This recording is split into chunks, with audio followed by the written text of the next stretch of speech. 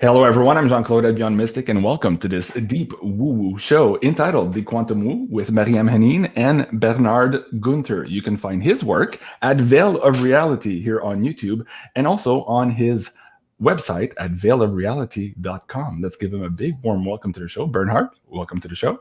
Thanks for having me. Excellent. Good to have you, Bernard. Excited to have you. And let me introduce, of course, our co-host for this series show here on YouTube. You can find MARYAM HENEIN on YouTube and also on honeycolony.com. MARYAM, welcome back et bienvenue. Hello, I'm happy to be here. I'm excited. Well, I'm excited for this show, and I have to thank MARYAM for making this possible. Thank you so much, everyone, for joining us here on this live interactive show this evening. We will be taking your comments as we go throughout the show, and if we have time, maybe at the later half of the show, we will also be taking your questions for the fabulous individual here before you. Quite a bit of a topic list for this evening, but I want to start, as we always start, with our new guests to the show, and the question goes as follows, Bernhard. How did universe conspire to bring you to the work you're doing today? Yeah. So, well, I can sum it up in a nutshell. You know, a lot of people asking the question, how did I start the work, started my work and everything I've been doing so far? And usually I can answer it in one sentence: because of suffering, right? Because of not being able to fit in early on, being bullied, being an outsider, you know, even early on, not having the goals like other people have, like couldn't relate to have just making money, family, and all of this. You know, I just always questions there must be more to life, right? Of being emotionally sensitive. And then, you know, just going along with the program, I grew up in Germany, Munich, and, you know, went to high school and even started university studying business because I thought, oh, like everybody else, just going along, you know, whatever everybody else is doing. But I never could fit in. I was always just, you know, silently suffering, so to speak. And then one day, a friend of mine introduced me to drums, to playing the drums at the age of 19. Quite late, I guess, to start an instrument back then. But I remember the first time I sat playing drums, and it really connected me to something higher. I feel like for this first time, I had a transcendental experience, like experiencing God, like, wow, there's something else. You know, there must be something more to life, so to speak, right? And then I just took that impulse. I quit University of Munich after 1 year, worked a day job, and moved to LA to go to drum school and pursue just drums. I thought that's what I want to do with the rest of my life. And back then I had my adolescent, I'm going to be a rock star in LA thing, you know? So I went through the whole disillusionment in LA and, you know, because things are not as you think they are in LA. So a lot of pretense, obviously, right? Right. But this drumming and exploring myself, I was able to express myself emotionally, artistically, creatively through music and drums, right? So that was beautiful. But then something deeper opened up, right? So more and more stuff came up, and then I was dealing with a lot of depression and despair and suicidal tendencies and thoughts, right? I got into almost classic rock archetype, into drugs, right, you know, and all of that, not the good kind. And then I remember one day I was waking up like in tears and just not knowing what to do with my life. And I knew this voice appeared, or something in my head tells me, if you don't, you know, you will die if you don't figure yourself out, basically. You know, you will have, you know, end this life. And that was the impulse to ask the questions, who am I? The ultimate question, that the path, you know, my early 20s. And, you know, synchronicities opened up, right? Like the saying is, ask and ask, you shall receive. And then books came out, got me deep into spirituality, psychological work, shadow work, Jungian psychology. I started studying already in the 90s. And at the same time, parallel, I started questioning the world, right? You know, back then in the 90s, I even remember back then was still VHS tapes. I watched a 8-hour presentation of this guy, David Icke, right, in the 90s, like 8 hour, you know what I mean? His long presentations. Like, oh yeah, they were long. I mean, it was just intense, like, holy fuck, what is that? So he kind of like opened up a world for me, you know. I mean, people have various ideas about David Icke, but he played a part in my life. And, you know, so, and then I started questioning and started to read. And back then I started researching was different than nowadays because there was no YouTube, right? No social media. So I had to actually look for information, actually read books and do more proper research rather than getting around sound bites and, you know, dealing with short attention span like nowadays. So, you know, that opened the door, you know, and that first came across, even like I already heard like what's happening right now. I heard about in the 90s, like that the plan is to render down the US into a third world communist socialist country to open up the floodgates for the socialist, communist, globalist, new world, technocratic new world order. And that's kind of what we see happening now. Back then, nobody would believe me and whatnot. So I already was called crazy. And then I got deep into the fringe, obviously the UFO phenomena, and then more into the esoteric, the occult, the hyperdimensional matrix, right? The non-physical entities that interfere with us. That's a bulk of my work on my website as well. Right. At some point, I took a detour. I took the New Age pill, right? At some point. So I got caught up in that as well. Obviously, at some, with all kinds of channel material and wishful thinking, but life taught me the harder lesson. But in a nutshell, for me, it was clear early on that this whole process of quote awakening needs to happen parallel. Like there needs to be the inner work, right, on all levels to come in alignment, to work through your stuff on a basic psychological level, and then also spiritual aspiration, and also outer work, meaning researching. Critical thinking, understanding neological fallacies and whatnot, and kind of like navigating and always having. I had to eat humble cake many times, because ultimately there's the mystery, and your mind will never completely figure it out, right? Mm-hmm. So ultimately, where I'm at right now, where I'm strong about, is also in alignment with my relationship to God, to the divine, whatever you may want to call it. It's nothing external. But seeing it in a higher context of the evolution of consciousness. And I think the times we're in right now, you can easily get into doom and gloom. Obviously, we see what's happening in the world. Mm. But I see there's an opportunity, right? Over the past 2 years, I'm sure you guys have experienced, there's a lot of people have gotten, quote, red pilled, because what happens to them is similar happened to me. You start to suffer, things are going down, and then you finally start to question, hold on, what's going on? Right. And I feel where we're in right now, that's the opportunity. Right. Well, very good. Thank you for that. I'm going to ask you a follow-up question here too. You mentioned suffering somewhere in there, and as a child not fitting in. And I have to say, you're going to fit in very well here with the audience, because a lot of them will relate to exactly what you're saying. And also, of course, the topic list you just mentioned there. But I remember watching one of your videos where you talked about suffering being a catalyst for change, or a catalyst for spiritual awakening, or words to that effect. Describe maybe a little bit for the audience here before I get MARYAM to chime in. How was that childhood for you? Did you have that longing, like a lot of the people here, about maybe not being at the right place, or not being on the right planet, even maybe out of sorts and out of connection with source, and maybe with your star family? Did you look up at the sky? What was the triggers to make you feel that you were so different and disconnected for everyone as a child? Yeah, all of the above. Literally, I was out in the German fields, out in the sky looking. Right. There must be more. I remember like in the 80s when I was super, like early teens, when the film E.T. came out, you know what I mean? I was like, take me home, praying up to the sky and all these kind of things. Yeah. Which got me actually into traps of agreement, because it's from an occult perspective. It's not a smart thing to call in entities. So yes. I found it out later on. That's a whole other story, right? The New Age and calling in entities. You can make traps of agreement with negative entities posing as positive ones, and ties in the law of agreement and all these kind of things.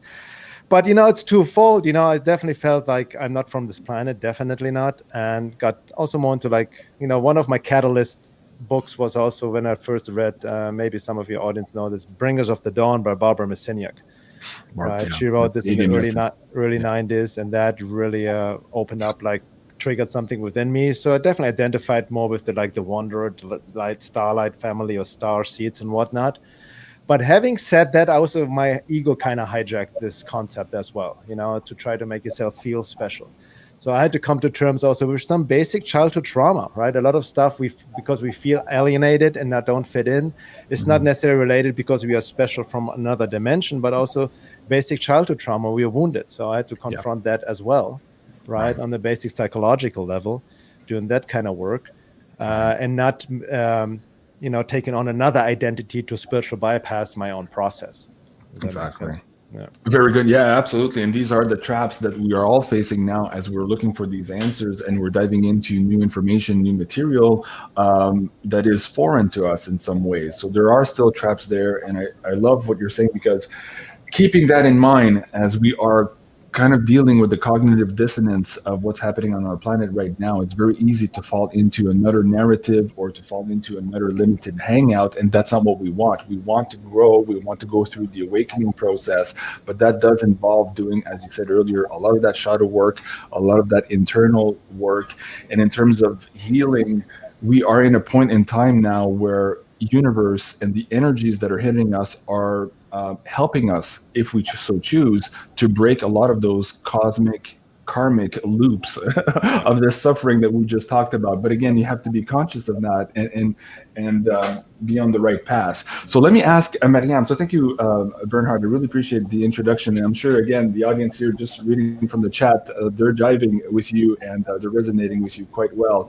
Maryam, tell the audience here how this all came about to be. How did you meet Bernhard and how did you make that connection? I want to say also just what you've shared, Bernard, of your journey just resonates. I don't know, I think we're similar in age, so that also, you know, that also resonates as well, I think, because we're the same age, and you're prophetic, and maybe all along it was to help people under the Rona regime. So I came across Bernard, I guess it must be now 7 years ago, and I was getting out of a serious relationship, which between was 7 years before I got into another relationship, and lived with the person and witnessed them going to Haiti and literally picking up parasites. But then I felt that there was something energetic, some type of hijack, and my ex was named the entity or the parasite, so he was cognizant. And my girlfriend told me to reach out to Bernard to do some body work in Topanga. And then when I looked at Bernard, I was like, oh, he looks like my ex. And oh, he has the same birthday as my ex. So I felt, you know, just to be with someone who's embodying the sacred masculine and feminine, it would be a healing experience. And we connected.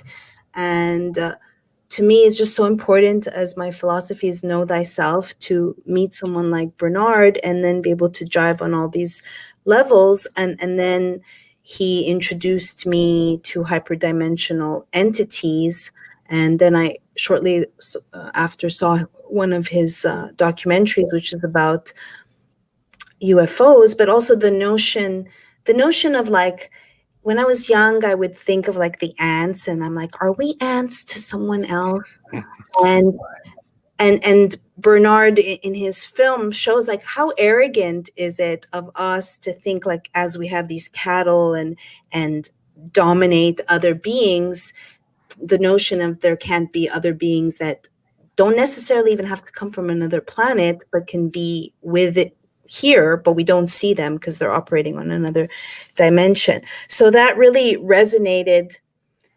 And with that, I had studied narcissism. I spent the whole summer. Well, I remember the first time I read a book on narcissism, I viscerally felt like nauseous, because I couldn't believe how cliche I had been caught in, a cliche, and how textbook a lot of these malignant narcissists are. And then the same as an empath, this dynamic of I would go away, we would break up, and I'd get my light again, and then I felt like he'd just come and like suck all the light. And as an empath, I would not even know where I start or he begins. So anyways, meeting Bernard just introduced me to that, and then introduced me to love bites. And then he helped me not only with body work, but also embodiment is a big thing. Luckily, as a Capricorn, I'm not in the clouds. I'm very like rooted, and it's very important, I think, in everyone's spiritual practice to be grounded.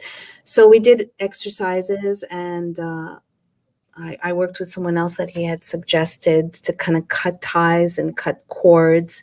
And it's amazing, this empath narc dynamic. In any case, then kind of lost touch under the Rona regime, and would read his work, and I felt that the audience would appreciate Bernard. So yeah, that's how we met. Very good. Thank you, Maryam. And Bernard, how was it for you connecting with Maryam and working with the beautiful soul that is before us? Yeah, I just remember, like, it's been a while back. I just remember, like, exactly when you shared me about your ex, and he literally, I remember what you talked about being that entity and all of that. And time flies by fast. So I remember all of that. I can also relate to that story, the shadow dance of the empath and the narcissist, because I had similar experiences, just different genders, obviously, introverted, and also the shadow dance of the codependent narc, and like also how this relates from the hyperdimensional perspective. The love bite Maryam was hinting at is also based on Eve Lorgan's work, which helped me a lot to work through my stuff. So there's whole other level where relationships can be hijacked by these hyperdimensional beings, entities, or one person is being hijacked by that and all that. So there are multidimensional levels to look at it from. And yeah, I mean, that's been also part of my life. I just moved. I escaped LA for obvious reasons, I hope, to Arizona. And but when I was living in LA, Topanga, I was a body worker, energy worker, healer, or whatever you may want to call it, for almost 20 years. Had my own practice, so worked that as well. And what Maryam said is very important in this day and age is embodiment, or the process of embodiment, especially nowadays, since we have this information overload. We are such mental beings, all over the place. We perceive reality through the internet, basically, which can be very deceptive, right? It's important to get informed, to stay informed, but there can be easily fall. I see this especially in the quote unquote truth community, like I mentioned before, get into this doom and gloom, because we, especially big tech, and we know it's kind of, it's highly censored, highly, the algorithms and the distorted and all of that. So it's important to, disconnect from all of that and get more in touch with our bodies, right? Our internal wisdom, because ultimately we need to, especially in this day and age, we need to tune into our internal guidance system to know where we need to be, to know what to do and all of that. And as long as we're stuck in the mind, we just get very much confused, right? Or act out of fear or desperation and all of that. So being grounded in the body, that's why I'm big on body-mind practices as well, to go or spending time in nature and all of that, do sometimes internet detox and all of that, because we all have our little addictions to those devices, right? And just taking care of ourselves on that level, right? Because as I said, especially with the whole Rona and the jab and all of that, which has really all kinds of, I don't know how far I want to go into here, not to put your channel into danger. But I'm already at channel number 3. So what are you going to do? It's very liberating to have to start over. The point is really like soul integration, because there are consequences on a metaphysical and spiritual level. That's what I'm trying to say. I appreciate that. Let me segue that into the first topic for the conversation tonight, and it was suffering, a catalyst for spiritual awakening. Now, for a lot of people, the topic you just mentioned now was exactly that, a catalyst for change. Whereas some people are still looking at it as a terrible, horrible thing going around the planet, and it's attached to all of this negativity. For a lot of us, it was a catalyst for change and for positive change, not only from the awakening process, but also diving into that internal work, that connection with self, connection with higher self, and all of that. So let me start by asking you this question. You mentioned earlier on suffering as a child. When did you transform for yourself that suffering into that catalyst of change and empowerment?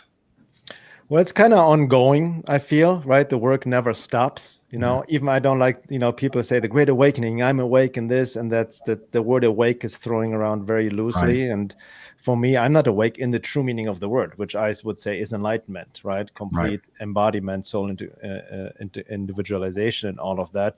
I think at different levels of awakening, different stages. And for me, it's like a spiral out, like you become more aware, more conscious. I mean, the word consciousness or conscience is rooted in the word consciere, means to become more aware, to know more together, right? To become more, moving towards more objectivity, right? We're not fully objective. We have our subjective blind spots.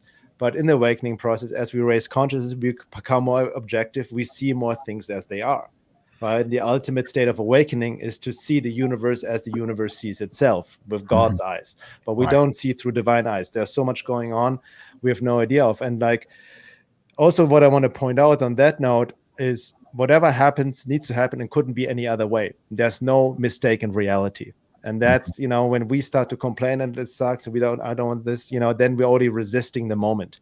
And when I talk about non-resistance of the moment, doesn't mean that we need to put up with what's going on, but it doesn't help to complain, right, at all, because we are where we are for various reasons. And a lot of this stuff didn't just start 2 years ago, by the way.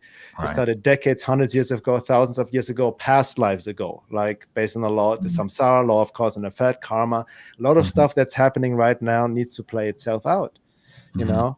And I say this even, I mean, on part of it, I mean, part of me, like, that's maybe my Aquarius nature too. I'm having the best time of my life right now because everything I've talked about is becoming reality, and people kind of finally, you know, don't make as much fun anymore. I'm not the crazy one anymore, exactly.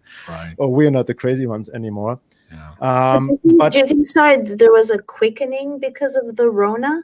Because it's true, if people are familiar with your work, it kind of sets the stage for all of this, because now we're seeing the Rona regime is accentuating everything that you've been saying, you know, whether it's soulless humans or psychic attacks. Yeah. No, that's a good question. I think there is a quickening happening. I mean, it sometimes reminds me also of, if you guys remember, Terence McKenna's theory about time wave zero, right? This novelty expanding, this quantum leap, and everything is quickening up exponentially, right? I see that's happening to a degree, absolutely. You know, and I think the Rona is the catalyst, so to speak, for the awakening. You know, I had an excellent podcast on my channel with, I don't know if you guys heard of Paul Levy and his book on work on Wetiko, right? Based on a Native American tradition that alien virus that has infused humanity, kind of relates to the Predator of Castaneda's work and the other occult teachings. Yeah, that podcast right there. So he also talks about, you know, in a sense, we talked about evil and Wetiko and these forces, these evil forces, and, you know, that they are trying to enslave humanity. So it's a disease, but the cure at the same time. And that's I found this, that's I had to come to grips to as well, because if you start first to awaken and get red pilled, you kind of have, you know, start to see evil, and you want to just you externalize evil, right? And you want to, like, we need to get rid of the psychopaths, they're destroying humanity, and fight and externalize. But from this high up, you have to see what levels you look at it from. You can look at it from the 3D matrix, 4D matrix, hyperdimensional, from the Jungian perspective of the psyche, shadow, or the evolution of consciousness. You know, I'm very much influenced, very much have read a lot and studied of Sri Aurobindo's integral yoga, which, you know, is not your typical type of yoga. He was, for me, the last master avatar who has incarnated this earth. But all these esoteric traditions also talk about the teaching function of evil, right? Because if you think of it, and that's a paradox our egoic mind cannot grasp, because we're caught in this duality, right? In this separation mindset, that evil in a sense is also, because all is one, right? All is in the mind of God, and evil is experiencing itself, you know, God experiencing itself subjectively, the dark side of creator, right? So it is hard to reconcile these paradoxes in the mind, obviously, but it has a teaching function, right? And even these forces which have attacked humans, work through humans, attack us, I also realized they only can get to us where they have entry points, right? And entry points are related to our blind spots, shadow aspects, traumas, wounds, and wherever. So, you know, any esoteric teacher tells you that you can utilize evil or these forces, negative forces, as teachers, because they highlight your issues, right? Similar what's happening with the Rona, like people that freak out, they, you know, we know how the matrix works on the basic level. It tags into the fear of people. That's how people are easily controlled, right? Yeah, that's the real virus. Exactly. Fear is the virus. So, you know, that's a great teaching, like face your fear. And what is fear based on? Any fear you have is based on the fear of death. So that's why in an esoteric teaching or ever culture, and teach you meditate on death. Like Don Juan said, carry death always on your shoulder. Or Goethe said, the moment you're born, you live on borrowed time. So it helps to contemplate on death, not to get a nihilistic in fear of death, but it keeps you sharp. It values your time. It keeps you focused on what truly matters. If you would contemplate that you could die any moment. right? So we can use the fear of death to be more focused, to be more courageous, and do what's really needed and necessary and what truly matters, and not get distracted with trivial stuff. Right. Yeah, Oh, I love that. And you know what you were saying earlier too reminded me on the show. I always say something to the effect that, you know, universe is not doing this to you, it's doing this for you. And so it's that understanding here that all of these events are happening for a reason. And you just pointed out a big one too, in order to point out where you need to do the work. So those entry points. So if you have a crack in your shield, that evil can go through, if only to show you, hey, you have a crack in your shield. You might want to fix that. And I agree with you. A lot of the conversations on our shows and the past channels I've had, we talked about how difficult it is to understand that the evil that we see outside, we tend to externalize it, as you say, but really they're only fractals of ourselves that need healing. So that conversation, we could do a whole show just on that. Yeah. But I really appreciate you bringing that in, and I want to tie that in right now to let's call it the matrix of, how do I say it? Extraction, the energy extraction matrix of control. Let's call it that for lack of better terms here on the planet. We live in this system that is siphoning off this life source of ours in many different ways, and people are just now starting to, as you say, open up their eyes or awaking to all that, whether that's from the food they eat, the drugs they take in, you know, the movies, the music, and all of that stuff. What would you say to the audience is the first part in disconnecting from that matrix? Because typically if you go to the hospital and you're bleeding, the doctor will say, okay, well, first we have to stop the bleeding and then we'll start addressing the issue. How do you stop that bleeding? How do you disconnect from that energy extraction matrix? What would you tell the audience? You mean you talk about the hyperdimensional matrix more, that you know, that uses humans as a food source, so to speak? Then yes, the topic of all topics, as they call it. Yeah, exactly. Well, just to put context, I mean, it really goes back to, like, just as an analogy, The Matrix, the film, which we can agree is a documentary at this point, right? So to speak. So, you know, when, you know, the shock, like Gurdjieff would call it the horror of the situation, you know, when Neo wakes up and unplugs himself and sees these human fields being food for the machines through the life force. And that's really what humanity is for hyperdimensional forces.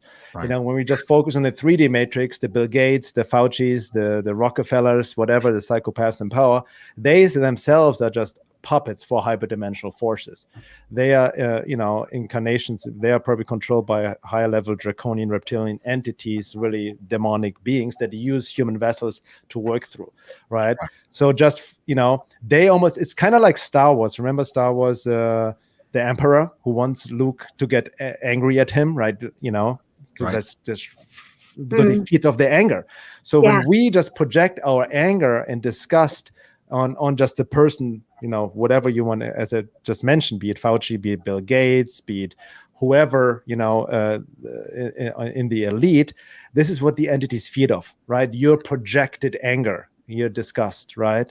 So the more we project that, that's food for them, energetic food. And food is not just physical food, consciousness is food. So they feed off of all our projected lower emotional energy. Ties also into, you know, I mean, sexuality is a whole other topic in itself, but they feed off of lower sexual lust, anything of the lower nature, right? They feed off of. They feed off of people fighting each other and hating each other, right? That's why the modus operandi of the matrix on that level is divide and conquer, right? Working through both sides. You see it even the left versus the right, and all of that. And I would say right now the left definitely has been more hijacked by these entities. You know, for me, they're the expressions of the occult forces. But you don't want to get caught up in the left versus right paradigm. This is beyond that, right? And why I see conservatives and rights have maybe more rational mind, but they can easily also get in their own shadow projections and play the shadow dance of left versus right. So can I interrupt and just Go ahead. Ultimately, this goes back to self-awareness, goes back to know thyself, goes back with the Rona regime. I've seen more than ever, and I've said this before, how our beliefs really do paint our reality. You know, if you're going to be out there with your face diaper, navigating the streets, like putting a sanitizer and just like, then that becomes your life. So did you know there was this many dumb people, Bernard? What, Yeah. what was the quote from Einstein? He said there's two things of certainty in this world. One was the expanding universe, and the other one was the human's capability of being stupid. And he was only sure about the latter, not the first one. You know, that's good. Because everything you're saying is a filter that one must see through, or else they can't even comprehend if they don't have a sense of self-awareness. Right. So, exactly. Yeah. Well, that's a very good question. I think a lot of people, you know, I'm in contact with, and Laura, my wife, and I, we also have, you know, courses and online where we do deeper work. And people are kind of, a lot of people are frustrated exactly for that. Why doesn't anybody see what's going on? It's so fucking obvious, right? Mm-hmm. But you have to, that's when you have to understand, have to have deeper esoteric or occult knowledge, so to speak, understanding the bigger picture.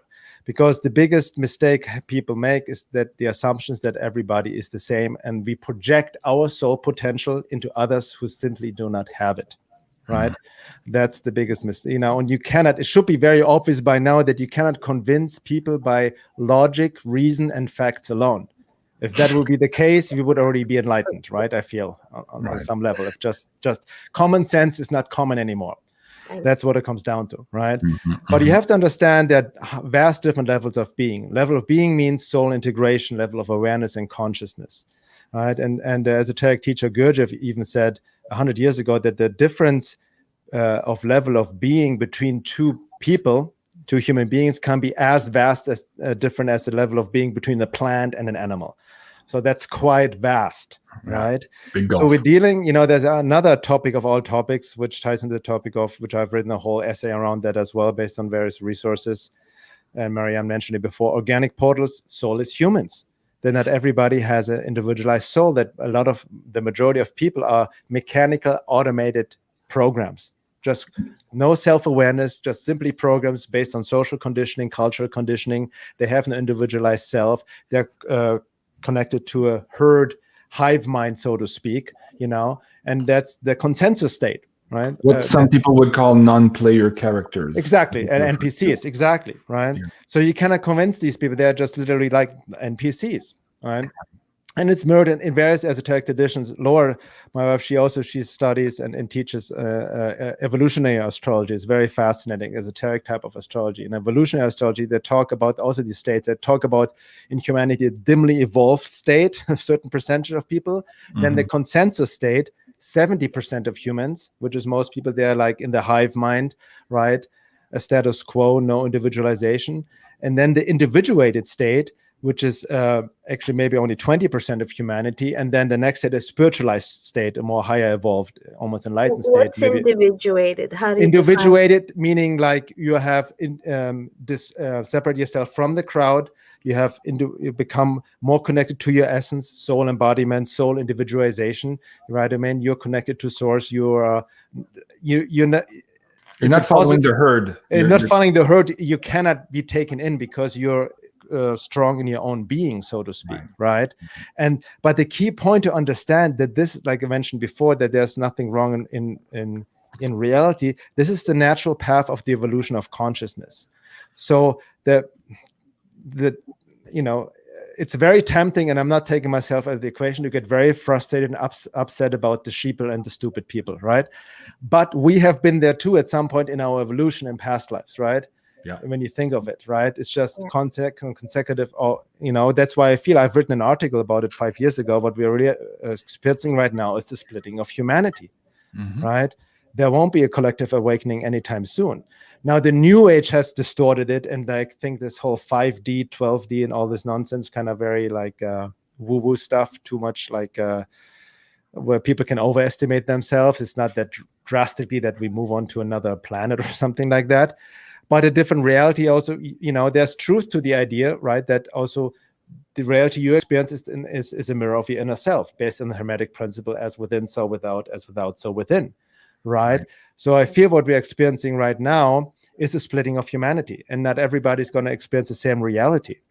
And that's why is the work so important when I talk the esoteric, the inner work, to come in alignment with your soul, with your essence, to be guided by that, because we need to really also not only prepare internally, but externally as well. And many of us are then called to maybe move somewhere else, to connect with other people, right? So we need to follow that calling, because that's where we're needed, so to speak.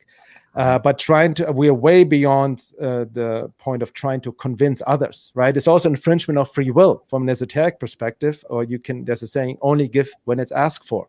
So you have to respect people's free will to stay asleep, to go along with whatever they go along with. And that's just the way it is, right?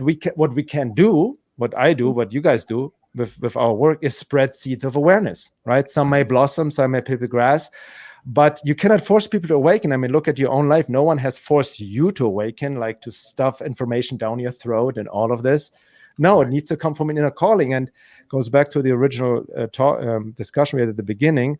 There's an esoteric axiom almost. Most people only start to awaken and question if they severely suffer, right? Yeah. Right. Yeah. Unfortunately, that is how the human species learns. And I agree with you. We've said that between us, that it's like at this point regarding the Rona, it's either, where people, it's no use trying to, tell them not to take the jab. In 2013, what would come to me, which I've mentioned before, is like there's an abyss that's forming between the people that are awake and the people that are asleep. And ostensibly now we see this like alternative reality between the right and the left, where they're like the deadly insurrection or the big lie. It's like it's completely inverted with the help of ministry of truth. Yeah. So do you think that there's a lot of people that's just their, if they don't see, they'll just go back to the earth? Like Amazing Polly said, like by now, if you don't see it, maybe it's best if you just go back to the earth. What do you mean by going back to the earth? Die. Oh, okay. Like if there is a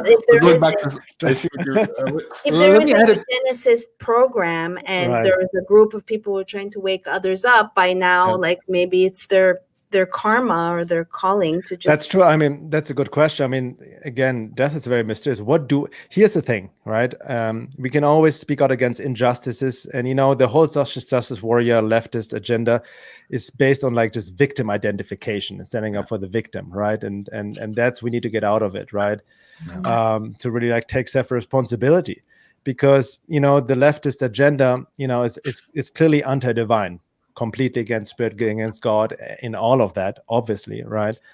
And on that note, because I used to I had my own social justice warrior back in the days of standing up for the victim. I was an activist for Palestine and against the Zionists and all of that, finding good.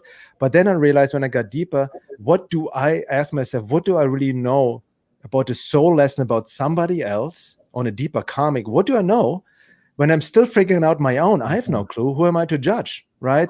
So death is very, and all of how people are suffering is, again, I don't want to use use karma as an excuse, because that has been very distorted and oversimplified and all of it. But there's truth to karma. It's the law of cause and effect, as simple as that, without judgment, right?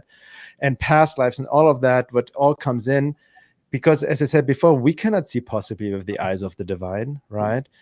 So that's the question, like, that's a good question to ask. Like sometimes, whoever, checks out or takes the thing, whatever, because I feel that's part of the whole depopulation agenda anyway, and all of this, it's been coming. It's been written on the wall, so to speak, so it's no surprise. But ultimately, from a higher perspective, from a soul perspective, that's also my attitude. all these are lessons, and there's even no good or bad experiences. The ego likes to judge it as a bad experience. And I can even look into our lives. Even Maryam, you look at, all the past relationships, these are bad experiences. But if you look back at it, you learn from it. It was not just a bad experience. It was a necessary lesson, like a rite of passage, like an initiation. And that's how we really have to see it, instead of getting this victim. We're caught in this, guys. I'm sure you guys have heard of the drama triangle. We're caught in this drama triangle of victim, perpetrator, and savior, right? We all move around it. So we need to go beyond it, right? And see it from a higher perspective. And for me, most importantly, what I realize, what has shifted a lot over the past years, is my relationship to the divine, to God, what I mentioned before, to align with something higher, what I would call divine will. There's a higher will we need to align ourselves with, right? Which transcends our mental understanding and whatnot. But to get there, we need to do the inner work without spiritual bypassing, because that can be very tempting as well. Right. Let me bring up an audience, a video I did. Let me see if I can bring this one off there. Okay, there you go. This Beyond Disclosure episode with Dr. Richard Allen Miller, he said something absolutely fabulous to me, and it struck me to my core. We were talking about, as MARYAM was saying, those people who are wearing their masks alone in their car. And he says, well, hold on a second, Jean-Claude. He says, we have to be compassionate for them, because we can't get off. He says, me personally, I can't get off this rock until each and every one of you do what you're supposed to do, because you are me and I am you. So I was like, oh yeah. So it brings a whole different focus on having that compassion for your fellow friend. But at the same time, where I'm still struggling with some of this understanding myself is when I woke up to all of this, and just I'll share a little bit of personal story here too. I was watching guys like Alex Jones, right? Rah, rah, rah, they're lying to us, blah, blah. That frequency of anger, that first frequency when you wake up, and you just mentioned it, it's very easy for people to get trapped in that negative frequency as they're waking up. And you have to eventually move away from that and become more and more focus maybe on the positive things, on changing and healing yourself, and looking at how to build the future you want to build, and creating abundance for yourself, as opposed to focusing on that negativity that Alex Jones is so good at pointing at, right? Yeah. So you go through that process, and at a certain point, you're so excited because you've just discovered something and you want to share it with everyone. And you realize, as Bernhard was saying, you can't force people to wake up, and they're going to look at you like you're absolutely crazy. But it's not the fact that you're crazy. It's just because it's not their time yet. It's not their soul contract. It's not their soul mission. It'll happen when it happens. You can sow the seed, as you said, but you can't force them. So eventually you have to consolidate. Well, okay, I'll do what I have to do. If people ask, we'll share the information. And then, so that's another step of evolvement. And it takes a while to go through all of these steps as you're doing it for yourself. So I'm sure a lot of the audience is resonating with that. But one of the questions I have for you too is, again, in the last number of years here, all of this New Age spirituality has been hijacked on many levels. We can agree to that. This whole idea of the ascension process, or this division between the 3D, the 4D, and the 5D and all that, I was always thinking, well, how is that going to happen? On one hand, I agree, because I'm like, well, I'm living in a reality that is not my neighbor's reality. Absolutely, right? And so are you. And I'm like, I cannot continue to interfere in their reality because I'm a thorn. They look at me and it's like, oh, I can't stand it. He's telling me things I don't want to hear, right? And at the same time, they can't keep interfering in my reality also. So I always wondered, how is this division going to happen? In the Bible, they talk about separating the wheat from the chaff, and there's all of these teachings. And then when this happened last year, I'm like, oh, it's a self-selecting, in a way, division based on your soul contracts and your soul mission. And then when you look at it that way, suddenly the picture is very different. What are your thoughts on that? Yeah, I mean, like it ties with the biblical saying, many are called for, but few choose to answer the call, right? So that's another thing. It's just you choose by stepping up to the plate. It doesn't happen by itself, right? So it happens also, like it also very much relates to soul resonance. Which is for me the true secret of, quote, reality creation, right? I'm not talking about this, quote unquote, the secret, the New Age distortion, which is manifesting, focusing on positive thoughts and visualizing your desired outcome and emotions into that. No, it's beyond what our ego wants, right? Most of the desires is also being detached from desire. That's another thing, right?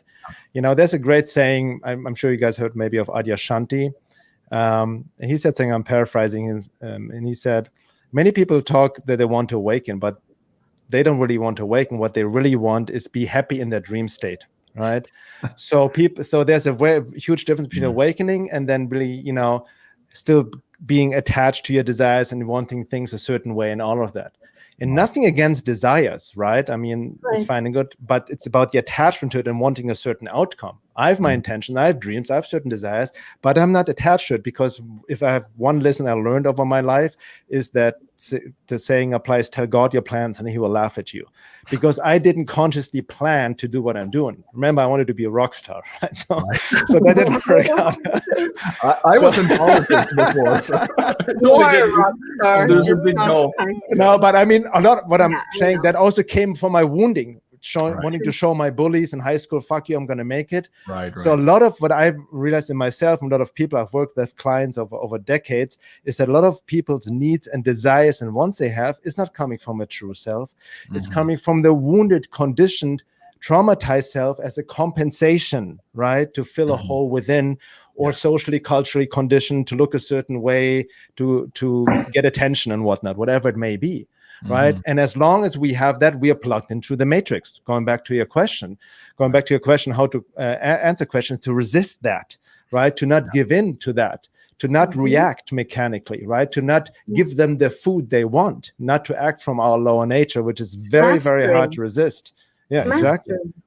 But can I ask a question? Go ahead. Yeah, of course. Bernard, so in your work recently, when you're working with people, what are some patterns that you're seeing working with strange people, or if you're still doing coaching, or even like comments that you see that are outside the scope of your following or your audience? Like are there people waking up more and more?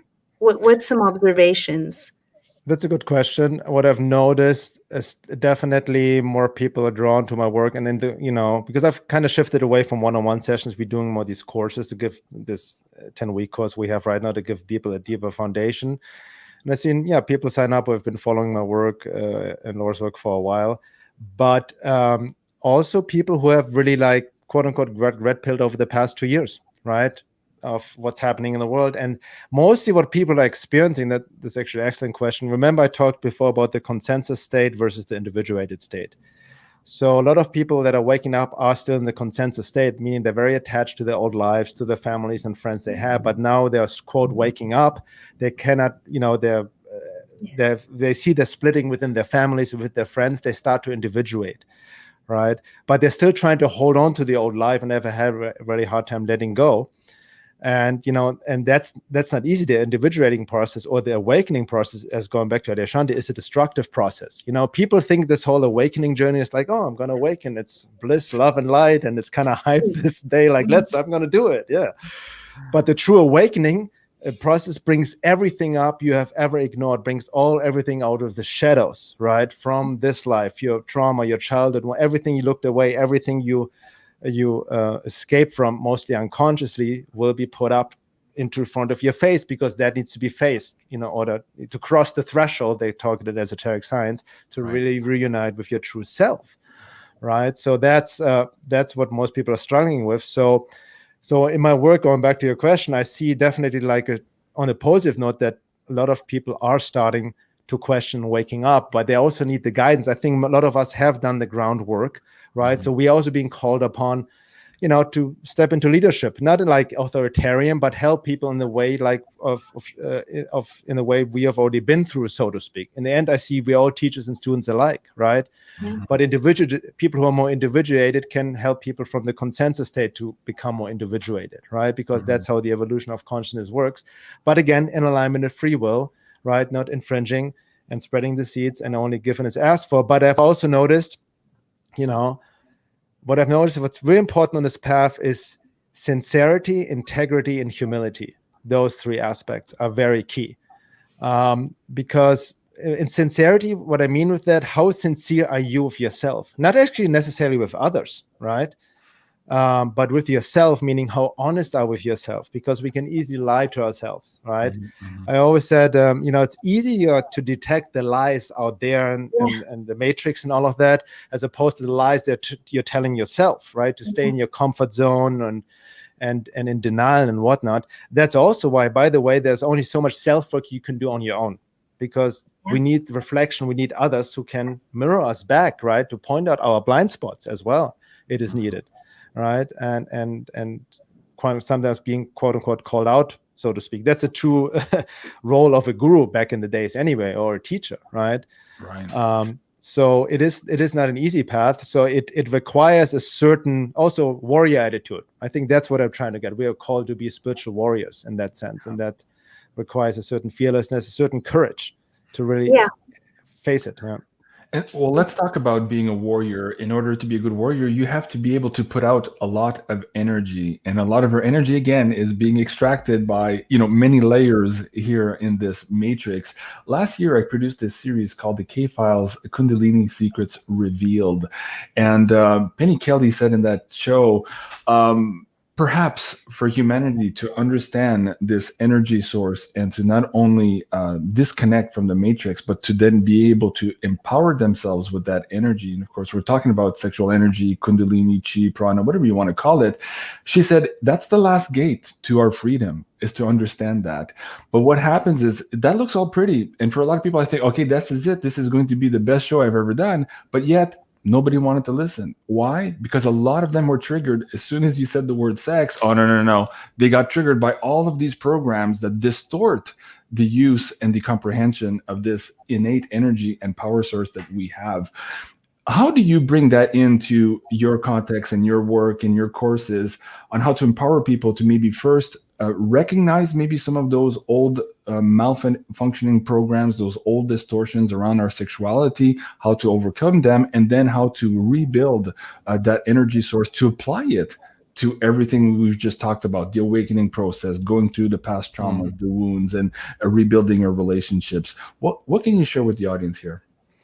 Yeah, that's a good question. I mean, that's a whole rabbit hole in itself, sexual energy, because that's also the distortion of sexual energy is also one of the modus operandi of the matrix, how we're being controlled. Obviously, you see it's to the paradox as well. You know what I mean? I remember I come from Germany, Europe, which is more quote unquote liberal. Like I saw, let's say, titties on TV when I was a teeny, no big deal.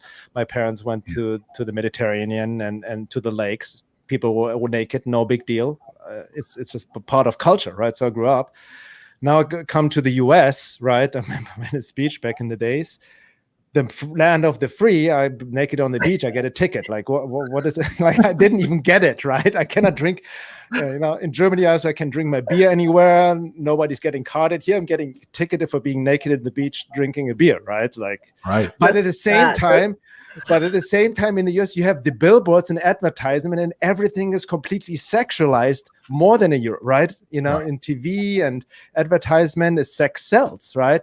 So it creates sexual frustration by having this like almost, very conservative way of showing yourself in public and whatnot. But then you're bombarded by these images, right? But that's how they operate, right? So to speak, to create sexual frustration within yourself. So, and then it comes out distorted and then results in all kinds of sexual pathologies that become normalized, especially nowadays, right?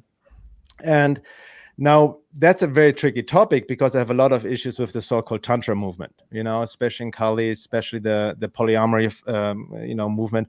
And first of all, to each their own. I don't care what you're doing, right? Right. But for me, there's such a thing that may trigger some people, but there's such a thing as sacred sex, right? There is just a spiritualization of the lower nature. And I feel a lot of the Tantra movement, what they do, tantric sexual exercise, is a distortion of true Tantra. My wife, she studied she's a Tibetan Buddhist and has studied the true tantric teaching. And the sexual energy aspect is maybe 5%. Tantra is a way of life. And people get hooked on this Tantra and moving the energy around. And I have done all of that as a man, like non-ejaculatory, do the sexual Qigong, move up the energy, all of that. But what I realized, if I was honest and sincere with myself, I got hooked on the energy. I got hooked on the Jing, on the high. So I was also then, I see a lot of people in this sexual Tantra New Age movement spiritualizing their sexual addiction, right? So to speak. That's awesome. So ultimately, it's about truly transmuting it, because what is sexual energy on this coarse form? It's creative energy. That's all that is. Right. Yeah. So you can easily, Sri Aurobindo called it the vital energy, the lower vital. You can get hooked on the vital energy and just play around with it and lie to yourself that you're using it for spiritual purposes. But that's also what entities feed off of, right? Regardless how you want to see it.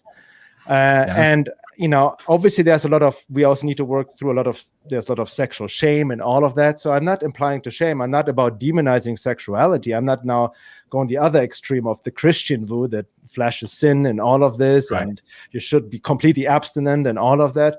To each their own, they're different soul lessons. You know what I mean? I'm not telling anybody what to do. But there's for me a big red flag if I see tantrics, tantra teachers, selling their whatever appearance to lure people in with their sexual energy already. That's a red flag, right? That's for me like entity interference right there, right?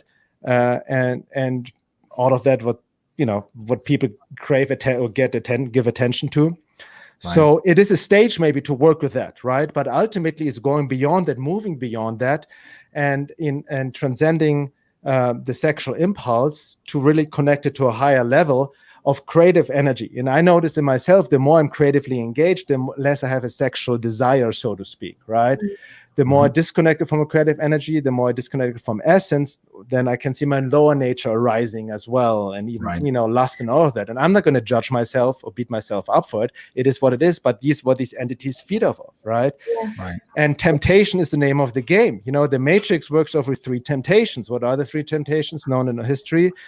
It's greed, power, and sex or lust, right? Yeah. And you don't want to demonize all 3 of them. That's the trap of the aesthetics, kind of like to reject all of that. No, there's nothing wrong with money. There's nothing wrong with abundance, just the love and the greed for it. I'm all for abundance, and money is energy. There's nothing wrong with power. We want to empower ourselves, but if you use power over others and feed off yourself and feed off the attention, that's how you feed the occult forces. There's nothing wrong with sex. But when we get into the lust and spiritualize our lower nature, we're getting trapped as well, right? So it's bringing it to a higher level. So many of those schools, and you just mentioned California. I've had some people on the show here before too who said, JC, be very careful with these people because they're talking a high spiritual game, but at the end of the day, all of these teachings are all about getting into your pants, so to speak, or being hooked, as you said, on the energy, as opposed to doing the work within. And in my series with Rihanna, we had entitled it Sacred Sex, the Healer Within. The purpose, at least the first purpose, was to go through that internal healing yourself, so that then you can use that energy for this creative process that you're talking about now. And that's very different than what a lot is being taught in some of these tantric schools that you're talking about. I like to see it from the Taoist perspective because they also talk about the healing part of this energy. Anyways, we could do another 2-hour show on that one, and that's very good. But again, I like what you just said there too, because so many people are distorted by these old programs that even hearing this information, they kind of get distracted, disoriented, and misguided by some of these teachings. And that's unfortunate because there's a lot there for a lot of people, if anything, just to heal those old programs that give them the shame, the guilt, all of these frequencies that are not conducive for them in their awakening process and in their healing process. So at the very least, for the audience members, if you can think about it that way and take little bites, maybe you'll be better for it, because it is a big part of that broken view mirror for a lot of us. And again, it goes to our childhood and a lot of our programming. Go ahead, Maryam. So sorry. I remember that Bernard introduced me to forget about sexually transmitted diseases. How about sexually transmitted demons? Right. And it really resonated, given that we were talking about love bites. And I've never had a one-night stand, and I've always kind of grappled with this like alter ego of mine. But when it comes down to it, not wanting to, not judging it, just like it's sacred. I'm sacred, and I don't want to have that energy enter me if there isn't more, or if I don't, especially having learned and picking up entities. I believe that way, because that's another way that they feed off you. And I am sad that there's so little sacredness on this earth from my point of view. Maybe that sounds like a negative statement, but I just think there's so much more room for reverence and looking at things in a sacred way that includes sex. Yeah. Go ahead. Do you want to add to that, or we I mean, I have a whole article on that. What Maryam just mentioned. Sexual transmitted demons or sex entities, attachments through sex, and all of that. Which is more common than people are aware of. There's no such thing as casual sex. If you go to my writings under articles, then there you can find it somewhere. scroll down. Yeah, on the right bottom. Sexual vampirism, this one? Sex and entity attachments. Yeah, so all that. Yeah. You know, because I mean, it's just almost common sense. If you're sensitive to energetics, if you become intimate with somebody on a sexual level, you exchange energies on a very deep, intimate level. There's no such thing as casual sex. So you take on a lot of stuff what the other person is carrying, right? And that's why, I mean, you know, we live in the dark ages, the Kali Yuga. Anything is reversed, inverse. I said it before. A lot of you know, sexual pathologies are becoming normalized. You see this even what was it, the 50 Shades of Grey, or that film, whatnot, right? I mean, they become pretty popular. That's pathology becoming normalized. You see it with the whole sexualization of children and all of this weirdness that's happening also from the progressive left, right? This is also pathology becoming normalized. And going back to, like, you know, I feel like you hear about Christian values, for example, don't have sex before you get married and all of that. And there's truth in that. And what that simply means, it's not to be uptight until you're truly married, but there's a symbolism behind it, in sense of truly know a person first before you jump in bed with them, right? You need to get out of this Tinder culture, really know who this person is, you know what I mean, before you you know, decide to exchange energy with that person. And on that note, you can also, it can be very tempting, because on a basic biological level, you can be attracted sexually to somebody who is not a good match for you at all, right? And then also, like, I know victims of sexual abuse and whatnot, you know, they can be actually more sexually active in a sense, because they haven't healed their trauma. That's why you see in the porn industry, most people who work, quote unquote, work there, they're emotionally disconnected, but they're victims, most of them, of sexual abuse, right? So it's kind of keeps going over cycles and cycles like that. Right. Speaking of cycles, we can do this whole show on the yugas as well. I just had this really amazing show with Jay Widener a couple of months ago, and we talked about Fulcanelli's Le Mystère des Cathédrales and how that all pertains to the Great Cross of Hendein, and it talks about all of these cataclysmic events on Earth. Maybe we could come back to you at another point and talk about that as well. Let's go back here on the hyperdimensional entities. You mentioned at the beginning of the show, and Maryam also, the ideas of these narcissists and how the human body in a lot of cases is being taken over by the Dracos, as you said, some other entities, to maybe act upon and to, I guess, siphon off this energy from other humans. Now, let's get into that personality type of the narcissist, and perhaps the idea that they themselves are being controlled by other entities, and so that you have basically a third-party agent using a human body to get to another person. A lot of the people here might not be aware that it works in that way, and in many other ways as well, but let's give them some tips and tools to maybe recognize the people around them who are engaged or maybe working on behalf, whether they know it or not, by these hyperdimensional entities who are, of course, not looking for their highest interest.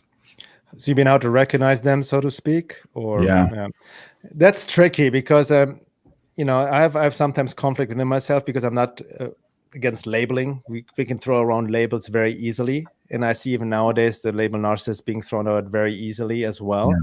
And first thing I want to point out, when people are dealing with narcissists on some level, also take responsibility for your part, because there's, like Maryam mentioned before, there's a reason why you attracted to a narcissist, and that's your full responsibility, you know.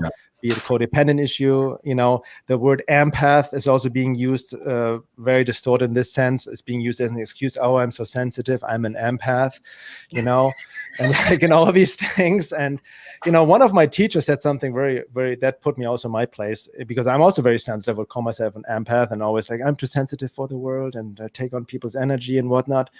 And my teacher then said, he put me straight, he said, like, you know what, Bernard, there's no such thing as oversensitivity. There's only lack of embodiment.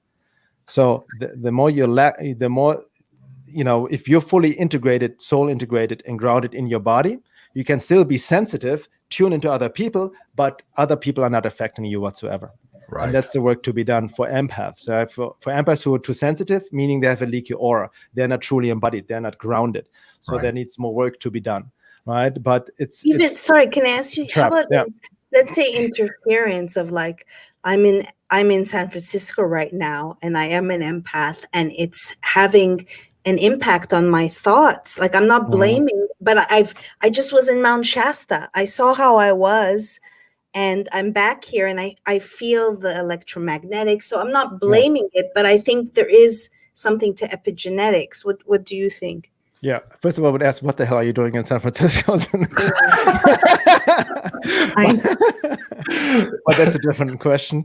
Yes. From Mount Shasta to, well, that's right. I mean, especially in cities like that, it has an effect on us. So we sometimes need to then take physical measures, right, to protect ourselves, to get out of the city or something. And with thoughts is also being able to reject it, like knowing this is not myself, right? I mean, I work a lot of rejection, not identifying with thoughts, so to speak, and upping the self-care, right? That needs to happen, right? Doing your meditations, protective prayers and visualizations. I do, walking, like simple things like walking barefoot in nature, taking, clearing with water, salt, and all of that. And grounding exercises are key, self-clearing exercises. I'm a big fan of Qigong, that helps me a lot, which is kind of, you do energy work on yourself, so to speak, that help me to stay grounded. Right. And many other things. So I would, when you're in situations like that, I hear you. So it's just a matter of taking more self-care. But if you're in an area like this nowadays, I mean, Frisco is taken over by entities at this point, no? I know. I know. I was just bringing up the point that it's a balance of not, you don't want to like, oh, woe is me, I'm so sensitive, but there is also the reality that we are impacted by our environment more than most realize. Yeah, that's actually came up. We had a group call with the course we're hosting today. I brought up the topic also of environmental consciousness, right? That other places and areas and houses, whatever, contain already a certain energy, which you also tap into, so which can affect us definitely. But still, the rule applies. It only can affect us where there's an entry point, right? So either we have a weakness within us, a leakage, that's where it gets into, And ultimately, Sri Aurobindo said, if you're truly embodied, I mean, the higher state, you can be in the middle of a war field that wouldn't affect you, right? Obviously, we're not on that high level of being and an embodiment, and so we need to take measures to protect ourselves. And I feel in this day and age, it goes both. It's twofold, right? We need to find a play. For me, like, I left LA, right? It was just getting too much for Laura and myself. It's just like, I need to get the hell out of here. So we moved to a small town here in Arizona, in nature more. And and so I think that what I'm trying to say is, needs to both the inner work, like protecting yourself, cleaning yourself, but also in a practical manner, taking care of your physical surroundings. Let's ask 2 questions here, the audience. So first of all, it's so funny too. There's like 10 people in the chat already said, hey, we need to do the show for 2 hours. I'm like, well, we actually booked 2 hours for the show, which is odd for me, because we knew we would have a lot to discuss. So folks, hang on. There's a lot more coming your way, and hopefully more time for questions as well. But there's 2 here that are related to the topic. The first one, it's off my screen now, but somebody was asking whether or not alcohol was also a gateway to bringing in maybe some of these hyperdimensional entities. And a lot of native traditions, in French here, they call esprit or spirits. They talk about, spirits come true when you use these substances. Low level. Absolutely. To the audience. Alcohol, absolutely low level, connects you to the lower astral realm. I cannot drink alcohol anymore. I mean, I never really did anyways. It just really puts me in, it kind of gets me giggly, but I can also actually, when I'm very sensitive, it also activates my lower nature. I can sense when my sexual center gets activated, it's more like lust. And like, that's why it's the favorite drug. It is a drug in the sense in bars, right? The pickup culture, right? It lowers your defenses. I mean, bars and nightclubs are like feeding fest for entities. These people under control of yourself. If people who drink themselves silly and have a blackout and don't remember, during that time they're completely overtaken by an entity. It's like they become like it's like a vehicle. Those entities go on a joyride, so to speak.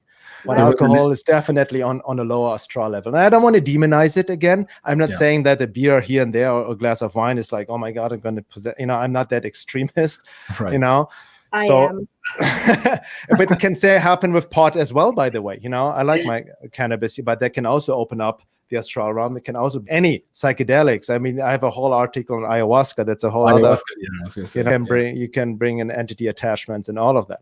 Right. Yeah. There was a elder at the Yakima tribe who had told me once that one of his students was a recovering alcoholic, and when he had gone through some of these steps and was more embodied and could see more what was happening around him, he went back to visit some of these local drinking holes or bars that he used to attend, and he could literally see a line of individuals, disembodied individuals, waiting in line to pop in to human bodies who were using the alcohol in the bar. So that's a graphic for you right there.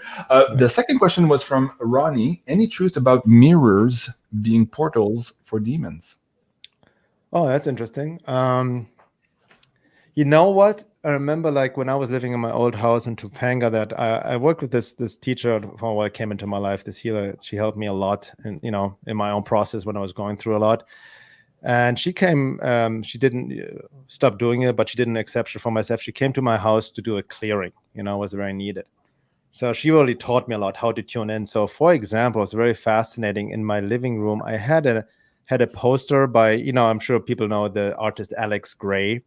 Mm-hmm. Right, and some psychedelic paintings of the theologue, right? This guy meditating on this grid, the Himalayas and the fire from underneath. And she said, "You got to take this down. This is a portal for entities to come in, like even something like that." And she taught me, like, she's like, "Okay, go in front of the picture and stand like 6 feet away. Just close your eyes and feel, So just sense, and then." She now do it again. She takes the painting down or the poster, and all of a sudden, wow, I feel much lighter. When it was up, I felt the heaviness. I felt actually something coming through it. So it's not just, and then she also pointed out a mirror as well that was placed on my bathroom, and I was facing something, I brought back from Peru, from a Shipibo tribe, the fabric, the classical ayahuasca Shipibo art, right? What people like. And she also put me in front of that, and it was facing the mirror. And because of that, something else was coming through as well. So she said, you have to be very careful what you bring into your house, because everything carries energy. Who made this art? And we all, in my naive, New Age shamanic days, I'm like, almost like fashion, like take this psychedelic art and this and that and this eye candy, and not really tuning into the energy. So I got rid of a lot of stuff I brought back from the jungle, artwork and all of that, and be very more discerning what I put up into my room, right, as well. So that, that doesn't necessarily talk about mirrors. I think not every mirror, is necessarily a portal. It's more your whole arrangement in your house and the energy in it.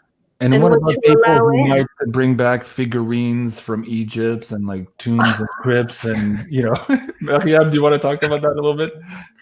Well, I ended up going into a tomb and I remember you told me that. I remember that. And being told, do you want this Shepti doll? And the Shepti basically replaced the psychic energy of a slave that was buried alive. And I became like Frodo and I was like, I have to have a piece of my heritage. And my precious. And then I started to have bad dreams, and it was like the Brady Bunch episode where you're not supposed to bring something back. But absolutely, when I walked in with the doll into my apartment, all of a sudden I could smell it, and I developed a very strange cough. And I mentioned that I think it had mold on it. But anyway, yeah, that's. I heard of. By the way, that's also one of the reasons. That's one of the reasons why I never buy anything from secondhand shops or secondhand clothes or anything like that.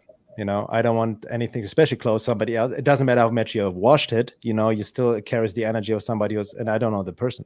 Mm-hmm. That's just me. Maybe I'm too paranoid, but if I can just share a story that I was going through an exercise. I was going through abundance, like give money. And after my accident, I had a little bit money from the insurance. And there was this girl that I connected with, and she was an artist. And I purchased a huge, it was like $700. And to me, that was a lot to pay for art.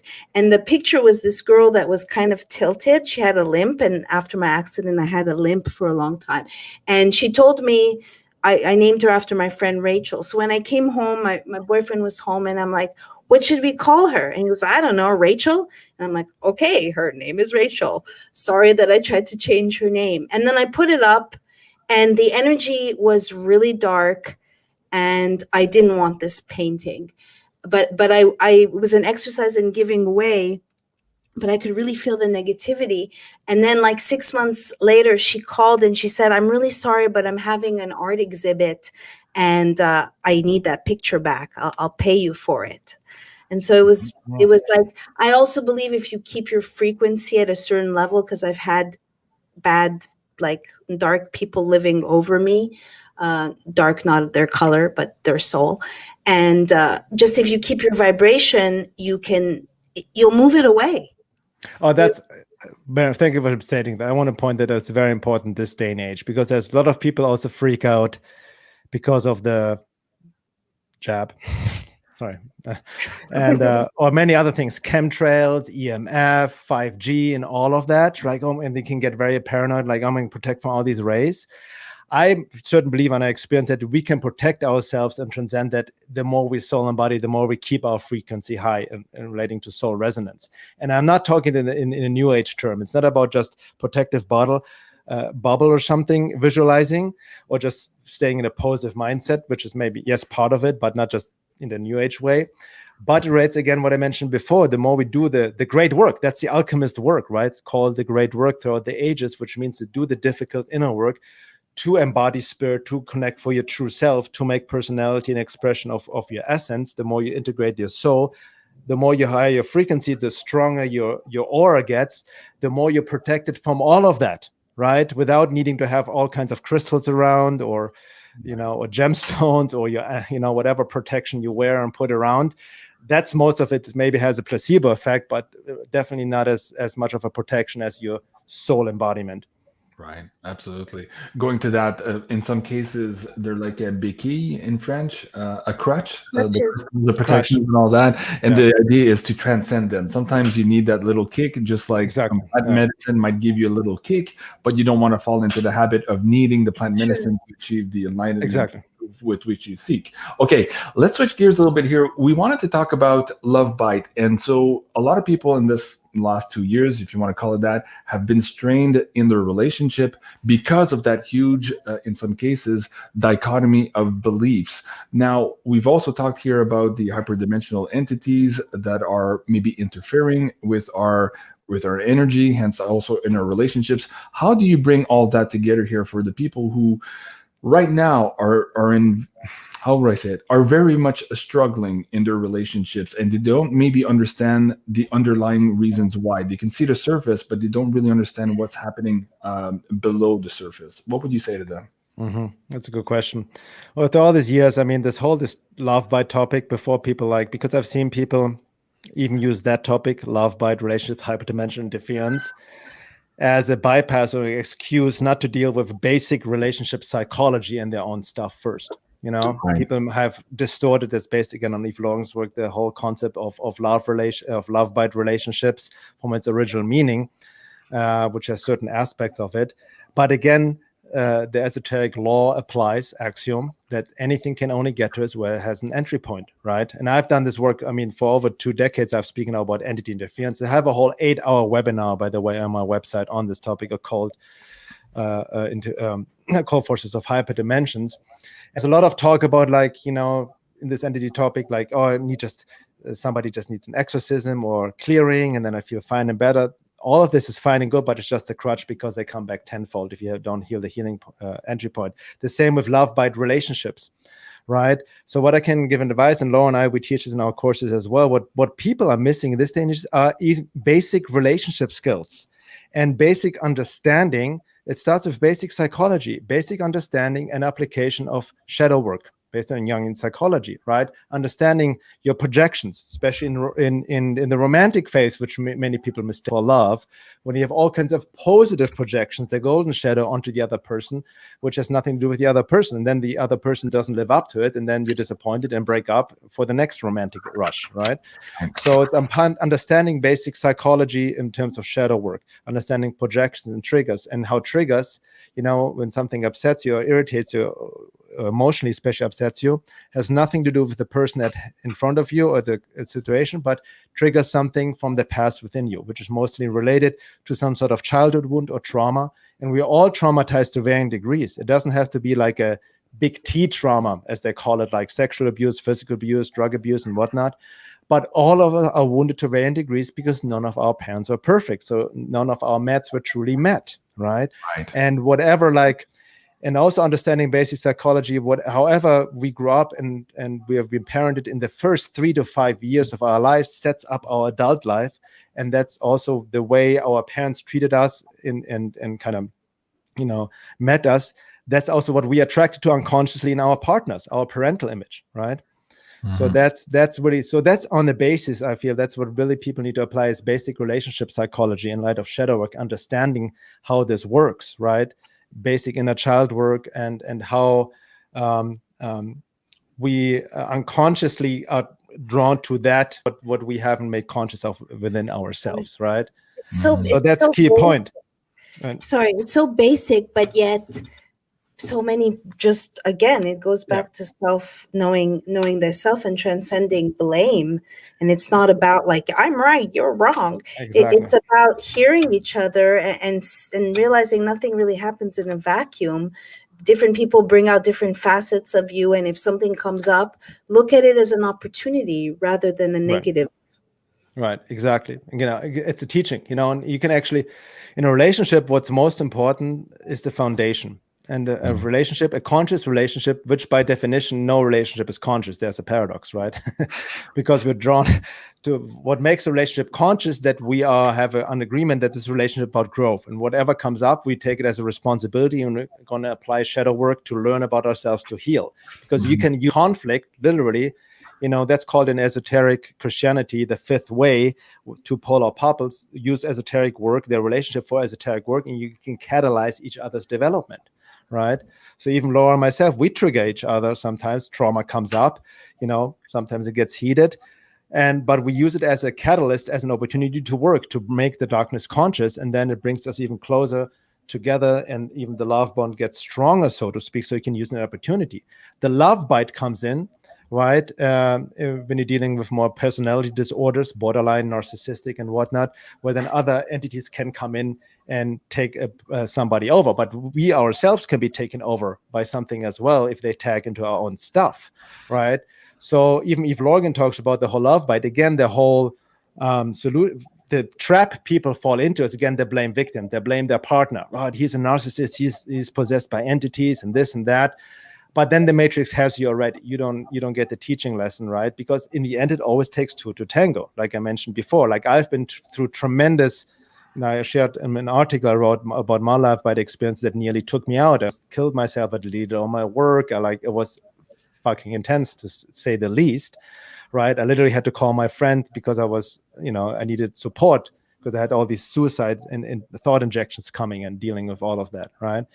But as I said before, I had, you know, it could easily just blame my partner being a demonic and possessed by demonic entities. And there's definitely something come through that was under hyperdimensional warfare.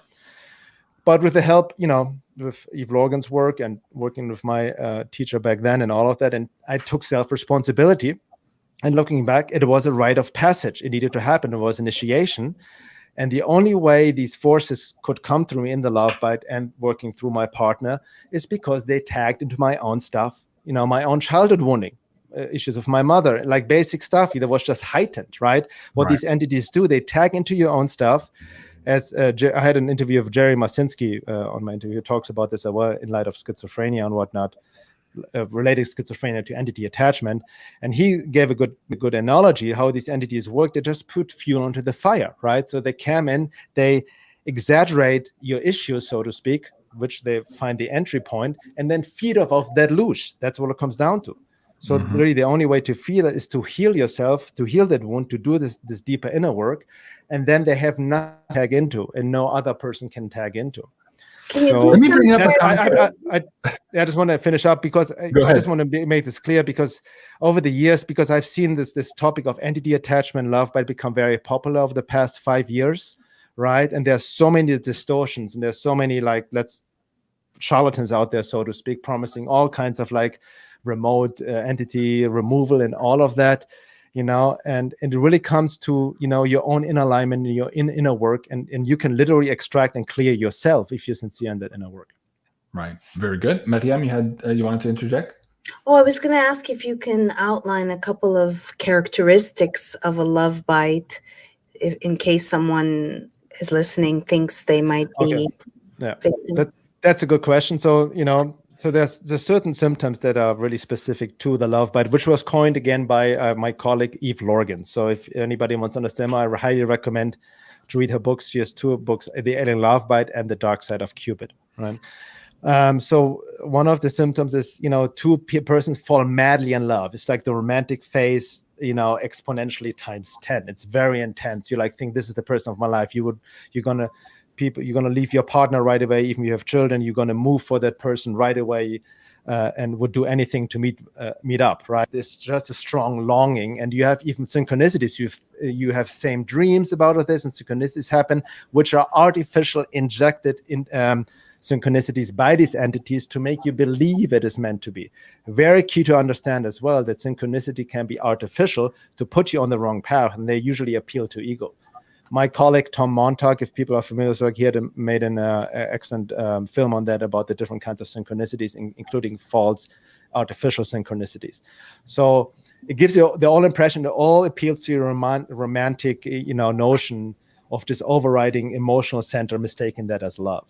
Right. And then the way the love bite truly happens is then one person, all of a sudden then turns off, right? Is completely like not in love anymore and rejects the other person while the other person is still longing for it.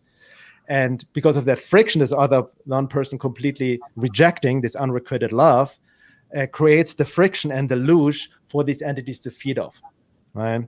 So that's kind of one symptom. And the other very symptom is very paranormal interferences, right? That can be like this whole like extreme, like that's also people have this, what people have love bites experience at first, this amazing sexual connection, which again is temptation, right? To feed in, to have this orgasm, cosmic orgasm, it's amazing. And like we had this best sex ever and all of that, but it's also artificially inured, right? And all of a sudden you experience something else is coming in the act, which I've experienced as well, right? A third entity, so to speak, and sleep paralysis and something else. So I had all these weird paranormal experiences as well during my love bite experiences. So that's another aspect. The paranormal aspect is very strong as well, right? Mm-hmm. But it's all fueled, especially this romantic phase, which we're so addicted to, which Hollywood tells us is the love. This is just, it's just, very emphasized to say the least, so to speak, right? The emotional projections and all of that, and that we are irrationally drawn to the other person without hardly knowing the person, and then even making things up. So it's very prevalent in the New Age, right? Interesting, in the New Age, I saw the twin flame stuff. It's also extremely distorted, right? And I saw the symptoms of like when you meet your twin flame, and they're almost exact to the symptom of a love bite scenario, right? So it's kind of like it's so many red flags all over. And by the way, the twin flame scenario is a very gross distortion of an esoteric truth from the esoteric tradition called the unification of a polar couple of highly evolved people who do the work together, but you have to be on a certain level. Divine union is very different. Divine union, exactly. But it's very, very different than what the New Age talks about twin flames. Right. Very good.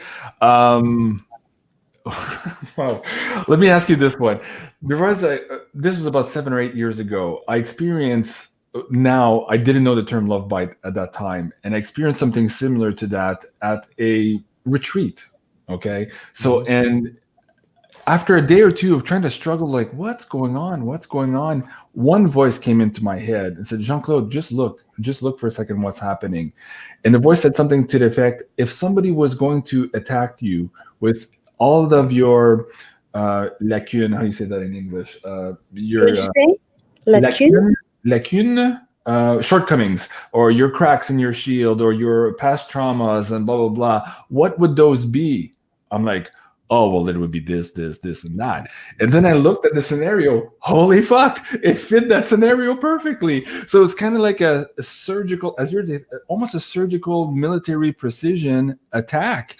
And so realizing that, it was easier for me to disconnect and not engage in the scenario that was enveloping. Can you speak to that too, maybe for the people now, not just the recognizing, but how to maybe transcend that situation? And is it a case of where you have to transcend it, or is it a case where this love bite is happening to you for a reason, and that you must go through it to learn something as well?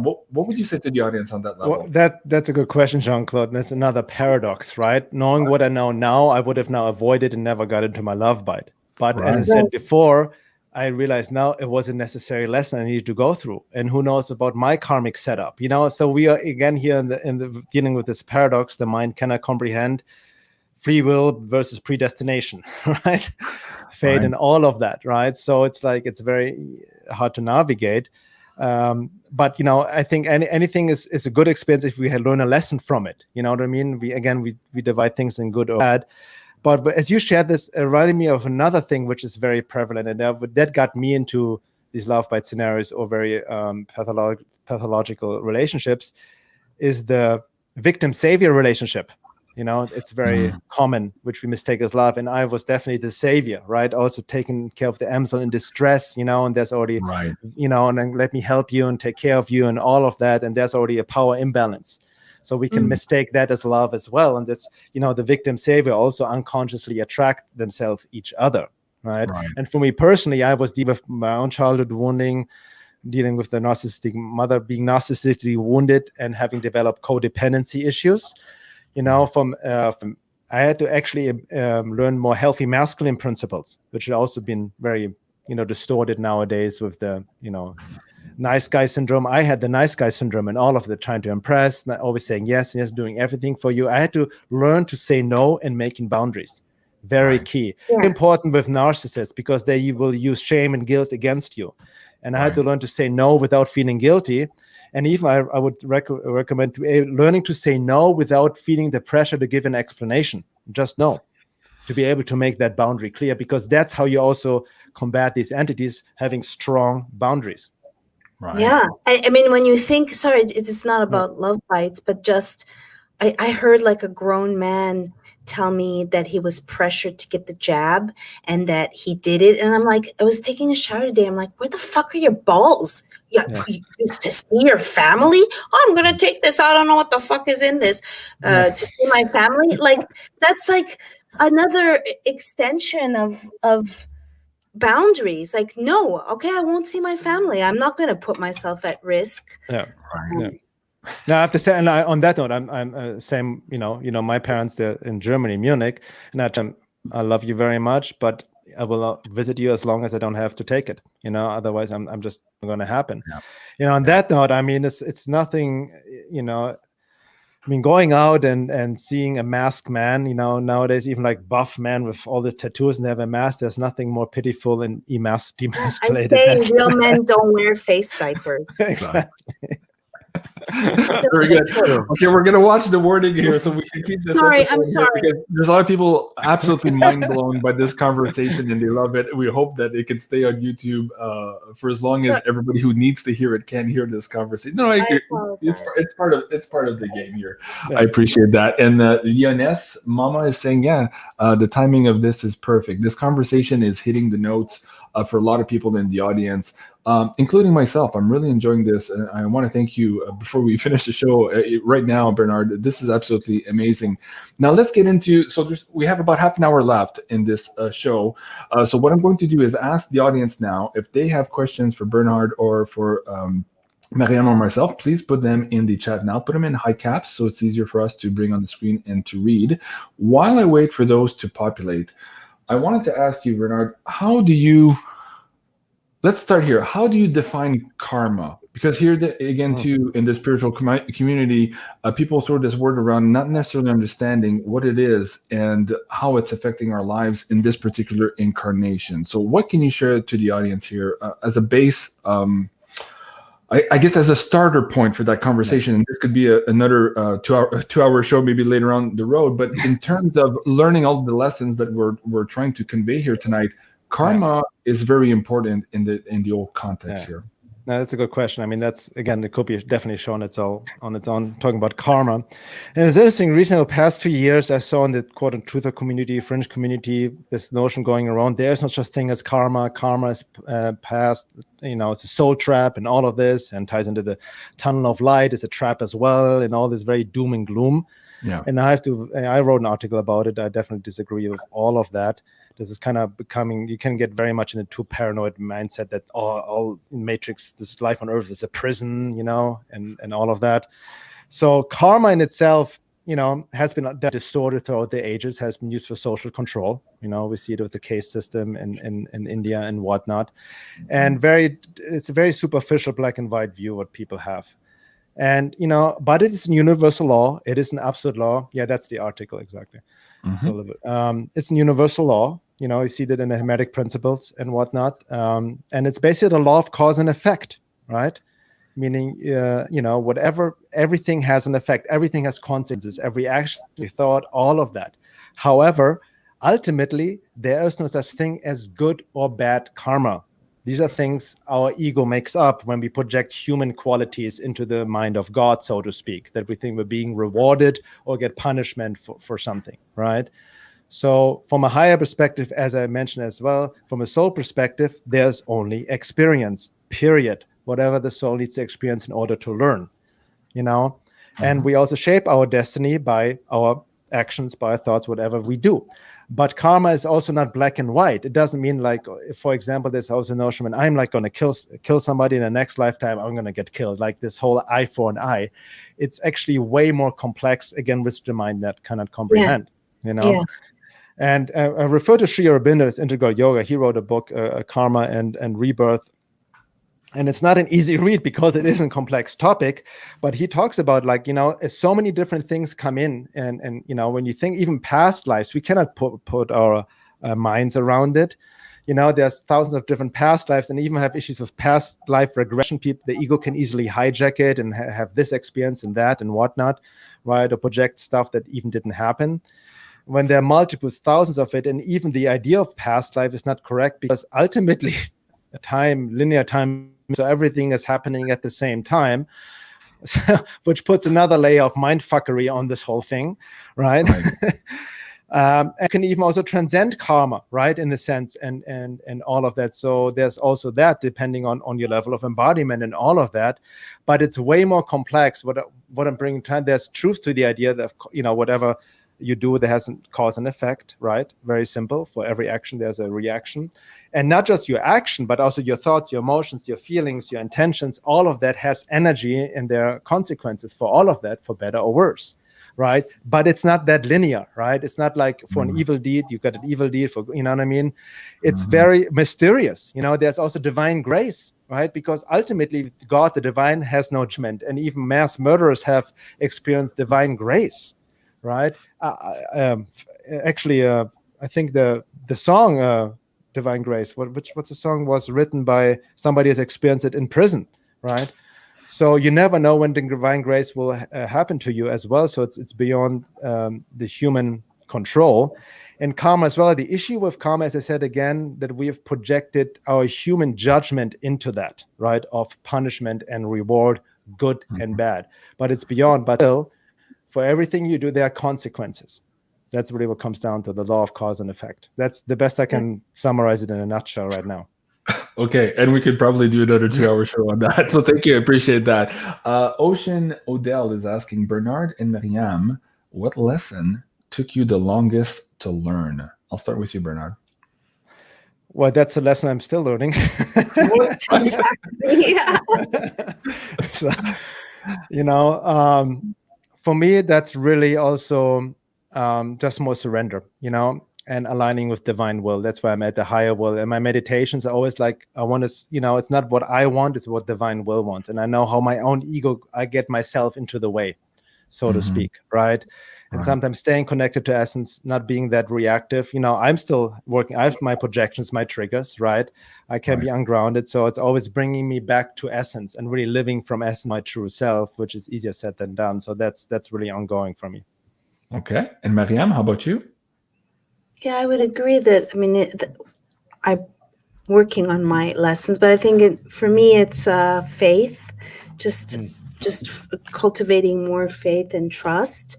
And I'm still grappling with the whole, finding a partner that is worth me, that to communicate on a certain level that transcends violent communication, transcends blame, is not narcissistic, where it's like, you're wrong, I'm always wrong. So to just have a more healthy boundaries. I think life is short, and I personally have a wish to find someone.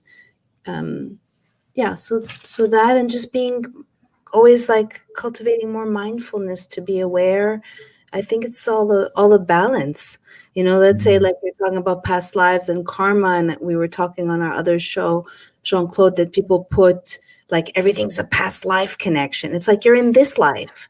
Right. So ultimately, what are you learning in this life? And when you're pointing the finger, what are you doing to contribute to that dynamic? Right, absolutely. Can I also answer that question, Ocean Odell? So my lesson would be the same thing. The longest one is to surrender to the higher self or to the flow of universe. I'm on that path. I'm doing it. I'm listening to the intuition. I'm acting upon it. I'm surrendering to not being attached to all of these outcomes. As Bernard was saying earlier, this is a hard thing to do as well. From my perspective, anyways, this is a big challenge. And I have to add too, the biggest lesson that I have yet to learn is how to keep from having my YouTube channels being deleted. I just can't learn that one yet. So anyways, put that in for you guys. Somebody was asking, does Bernard have a YouTube channel? Yes, I've been putting that up on the screen here quite a few times during the show. But if you're watching this on repeat as well, the links to Bernard's sites are in the description box below. You'll find his YouTube channel and his website as well. Okay. Sorry for that little comical relief there, but it is what it is to be out here at this point in time. Okay, let me see if I can find another question here from the audience. Wow, I'm listening twice. Thank you. Yeah, everybody loves the show. I have to disagree with the guest on karma. Okay, Astro Sam, we all have different points of view. That's okay. Let me see. Anything else? While I look for other questions, is there anything else that's coming up to mind for you, Bernard, in the context of this conversation tonight? Is there any other topics or maybe messages that you feel is important to convey to the audience here before we leave you? No, I feel like in life what's happening, I was just talking what we discussed earlier, and I was talking to my wife Laura about this as well. What we're seeing in the understanding the different levels of being, right? Mm-hmm. Within humanity, understanding that everybody's here to awaken and without judgment, right? We're feeding the matrix, and if we look down on people, like as tempting as it is, right, to call people sheeple and stupid and all of that, it's not helping in the sense, you know what I mean? Like, I'm not taking myself out of the equation, but there are different levels. Most of the people are just deeply wounded and traumatized and conditioned, right? In that sense. So understand different levels of being without also overestimating our level of being. I've done this many times. So that ties into spiritual bypassing, when we overestimate our level of being and awareness. So healthy humility comes into that as well. Mm-hmm. Because what I realized in my life, the more I realize, the more I find out, the less I know, and the more I also embrace the mystery of life in the positive sense, right? There's some bigger plan along that ties into what Maryam also talked about, to have developed this deeper trust and faith, right, in the bigger picture, in the bigger power, right? Mm-hmm. And not let the negativity get to us, so to speak, right? And also understanding that you will never understand the matrix in life by any mental comprehension, intellectual sense whatsoever, right? The divine is an inner experience, and gnosis is an inner experience. So the more we can really connect to our inner self, that's the key in this day and age. But we also need, I feel, there's something to be said about spiritual activism. We need to actively resist the anti-divine forces, right? It's not about sitting at home and gazing on the navel, right? So I feel like there's a necessity for community, for action, right? On a conscious level to counteract, and also not giving in. I mean, the fact that you've been censored on YouTube shows me that you're doing something correct, right? So that makes me already want to listen more to you. It's like, okay, anybody who's been censored, canceled shows me, okay, this guy is, or this person's onto something. That's the way I see it, right? And if you can find them, though, right? Yeah, Sorry, that's but true. it's like, Yeah. well, so not only am I having trouble with YouTube, I'm just being booted off Patreon now too. Just so you know, apparently I'm inciting violence there with these beautiful conversations. So that is the nature of our reality. MARYAM, any last thoughts? And after that, I'll come back to you, Bernard, and talk about. I want to share with the audience some of your beautiful courses, your articles, and your podcasts that are made available to them. So we'll be right back to that, Bernard. But for you, MARYAM, any last thoughts here? I did have a last thought, and it just escaped me. Shit. Do you want me to come back? Yeah, can you come back? I really wanted to ask Bernard. Okay, very good. Connie says, excellente conversation. Merci beaucoup, Connie. That's great. Dina Creation. Salut, Jean-Claude. Je crois que cet épisode est la meilleure. She's saying it's the best episode ever. I agree. It's a very good episode. Thank you so much, everyone. I really appreciate that.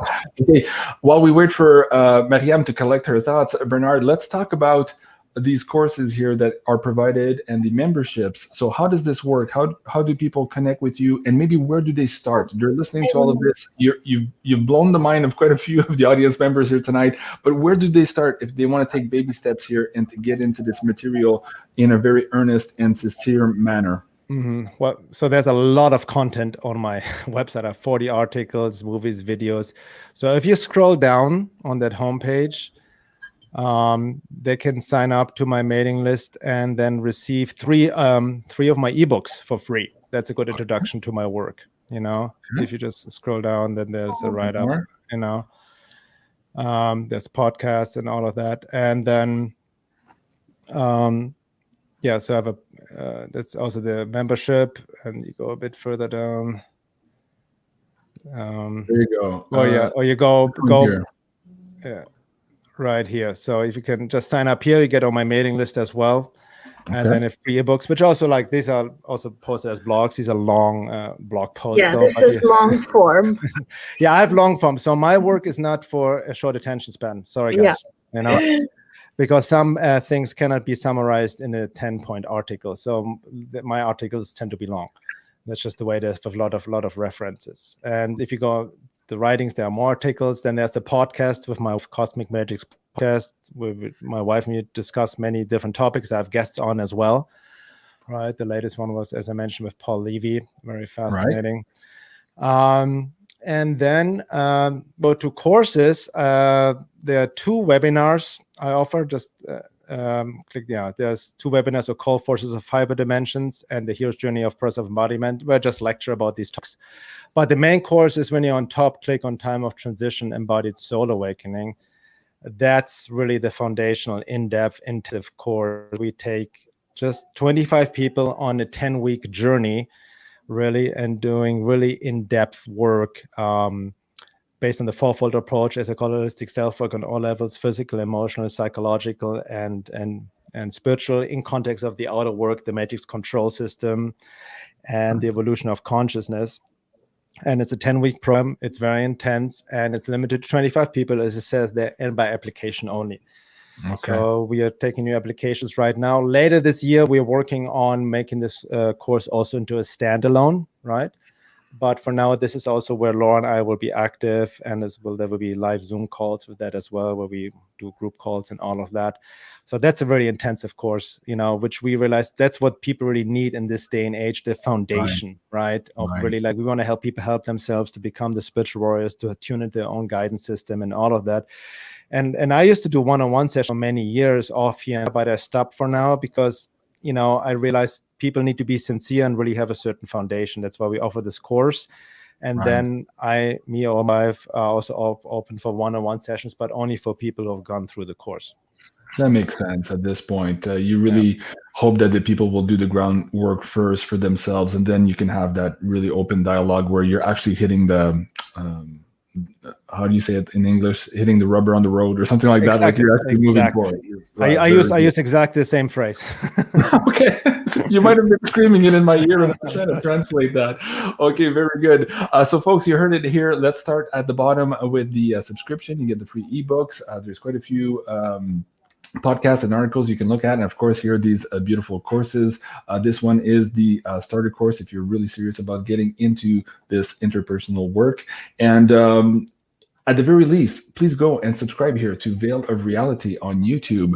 All of these videos, of course, are provided here for free, and there's a lot of material there. And this will give you a little bit more of an indication also to Bernard's style, his depth of knowledge. And there's quite a bit of fascinating stuff, including this last interview here with Laura Eisenhower. She's been on our show before, absolutely fabulous. And to see both of your energies together, Bernard, that it was absolutely beautiful. Okay. Jean-Claude, one thing, I wanted to show, can you go back to my website? Back to the website, yes? Yeah, to the website link. And go and click on videos on top, on the video bar, on videos. Yep. Because I have 5 films which people would like to enjoy. And if you click on films on the right, on 4. Yes, no. 4. Yeah. Yeah, just click on films.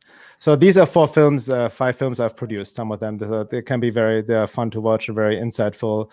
You know, especially I did Love Reality Time of Transition 10 years ago. UFOs, aliens, and the question of contact. I also did this 10 or 11 years ago, but it's very much prevalent in this day and age because we're reaching some sort of disclosure. There's tons of disinformation out there. So in the UFO field, so I highly recommend to watch that as well.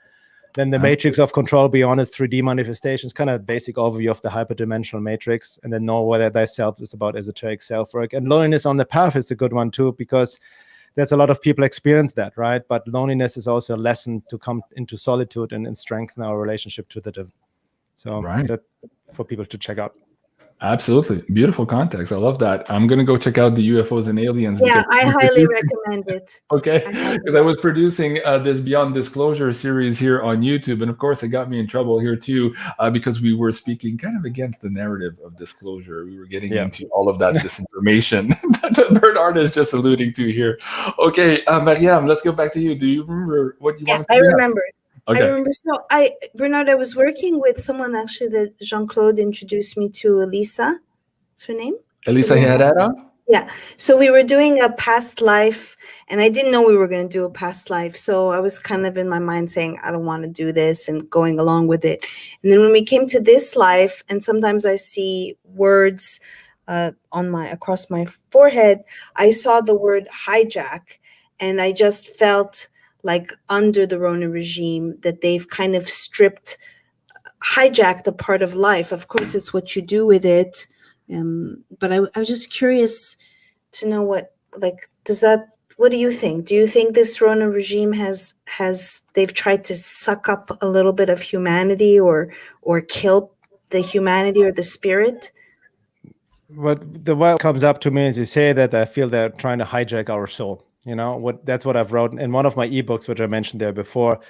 I took the end game really from this hyperdimensional perspective, which again didn't start 2 years ago. It started thousands, hundreds of thousands of years ago. And we had the end game, right? The alien invasion already has happened a long time ago, and it's through our minds and through our bodies from occult levels, hidden levels, right? And ultimately, the whole agenda behind 5G, chemtrails, the V, and all of that.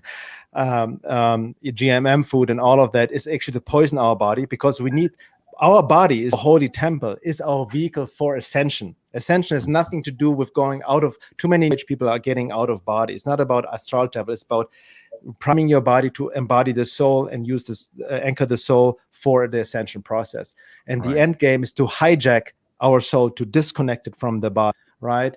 To remove more and more, so they prime our bodies as incarnational opportunities. The occult hostile forces, the hyperdimensional 4D STS forces want to use our bodies to inhabit, to work for. They use because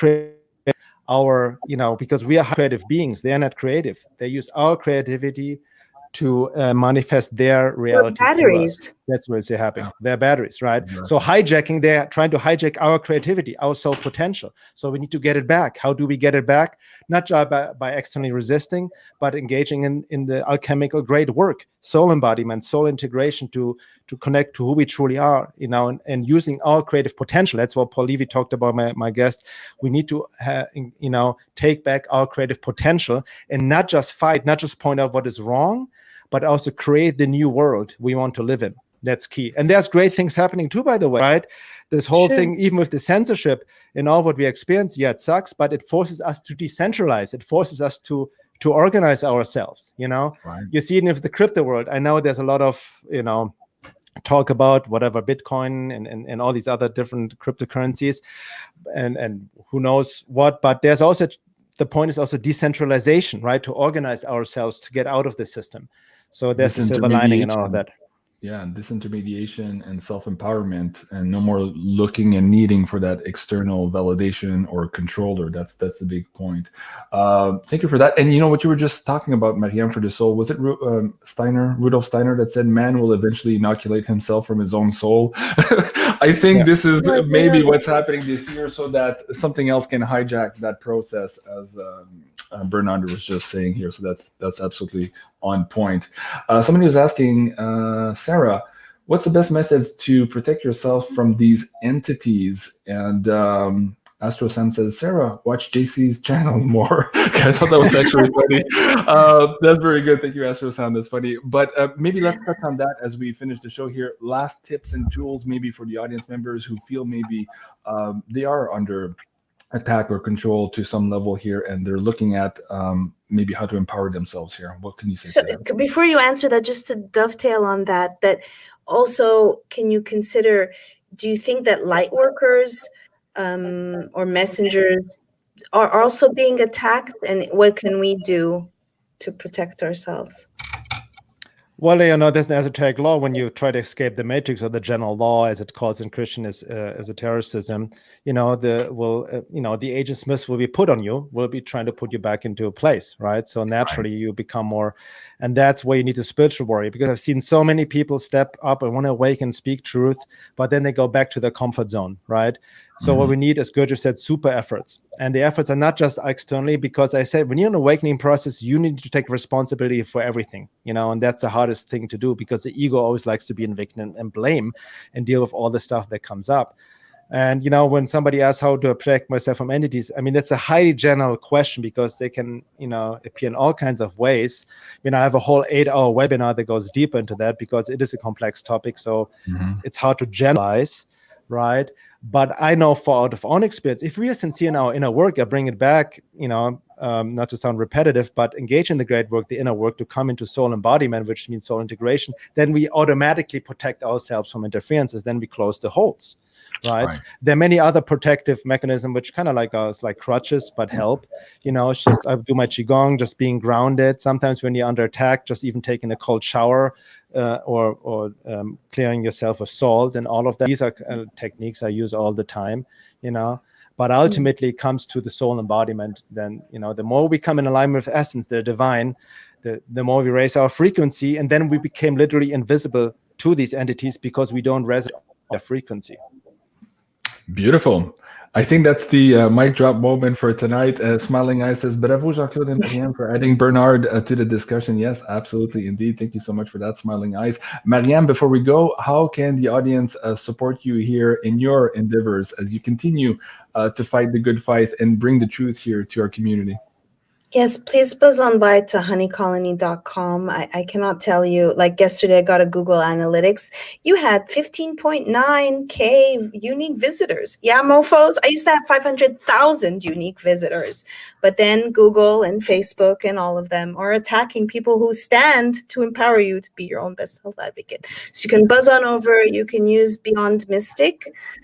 And everything is made in the United States. If you want to support me, because my company can't support me right now, all expenses are going to my George Floyd documentary and book. Right now you can't even see screeners. I'm trying to get a interview from CNN, and you have to pay to see it because they've taken it off. They take stuff off so it doesn't exist, the Ministry of Truth. So you can, where should we tell people? You can go to BeyondMystic.